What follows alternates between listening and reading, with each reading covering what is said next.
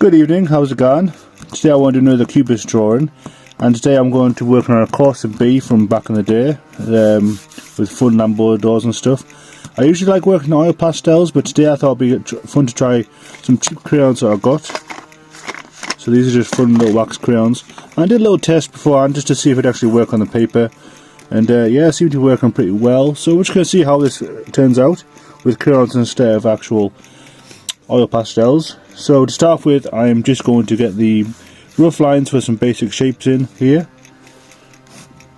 Again, I'm not doing too much detail as I usually do. Okay, and I've got my foot reference to the side of me, so if you excuse me if I just stop temporarily. So we have some lines here for the lights at the back. Black's not showing up as well as I want it to, so I'm going to emphasise some of these lines quite a bit and press down. It has got a lot of speakers, this car.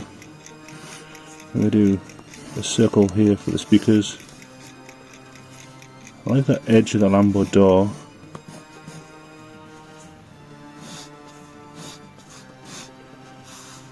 We continue that line.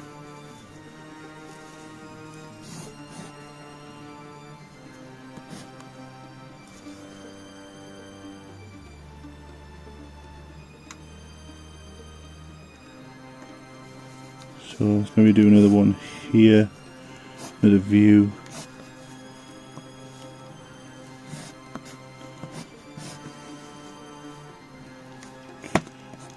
Looking from the photographs, it looks like it's in bad shape now. It's probably even scrapped by now. But I like to.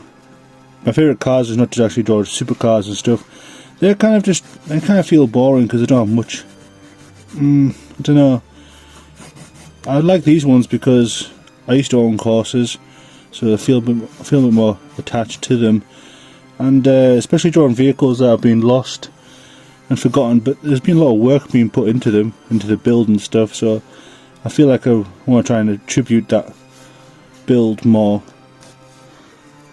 by reviving it in another picture.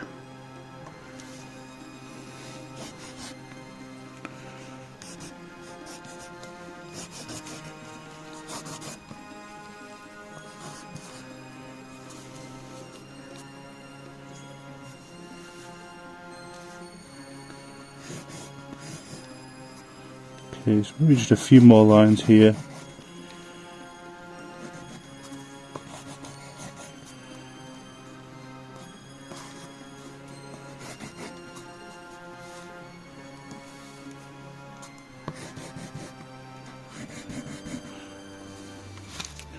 Okay, so what I'm going to do now is I'm just going to emphasize some of the darker shadows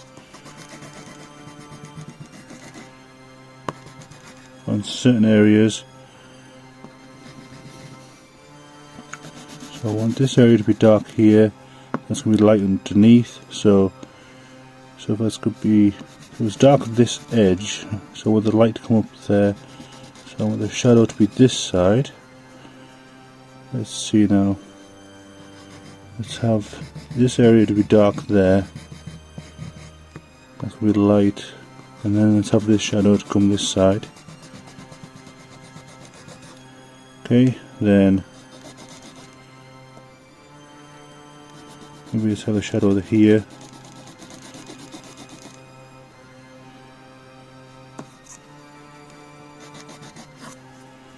Then once I've done the dark shadows, what we'll do is I'll go into the other crayons. So this one's going to be lots of greens and a hint of purple as well.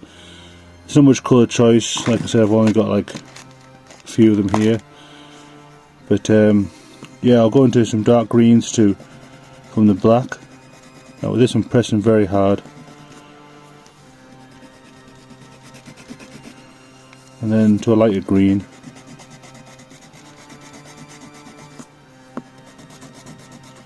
and then maybe to actually just emphasize more, maybe some yellow.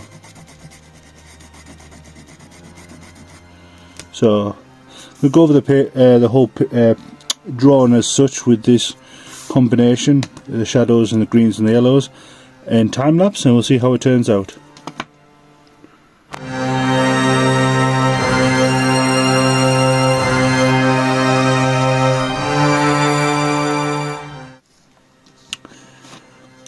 Okay, so this is what I have so far in my test with crayons.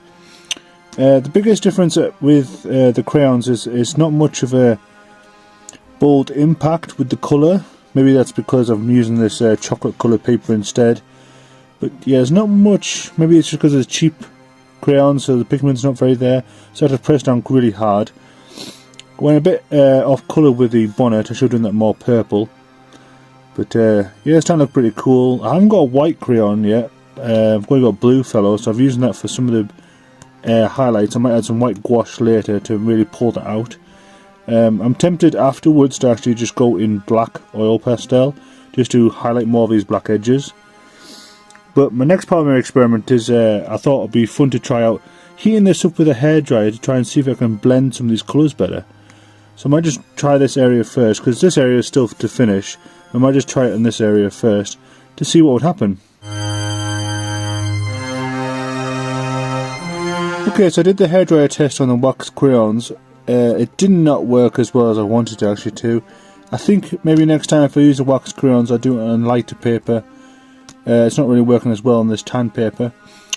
But what I did is I laid on top of that with the oil pastels on top of the wax crayons. And yeah, it's had an interesting grungy kind of effect here. I really like it. It's a really nice textured layer. And then went with my linseed oil on top of that to really just blend those oil pastels in together. So this is like the test square. As you can see, this is a lot more vibrant than the rest of the actual whole piece. So what I'll do is throughout the whole piece I'll go through the same procedure. Maybe warm it up a little bit with the hairdryer, add some oil pastels on top, get the linseed oil in there, and then afterwards we can really push out some of these shapes with the white and the black to help really balance everything out. So let's see how it goes.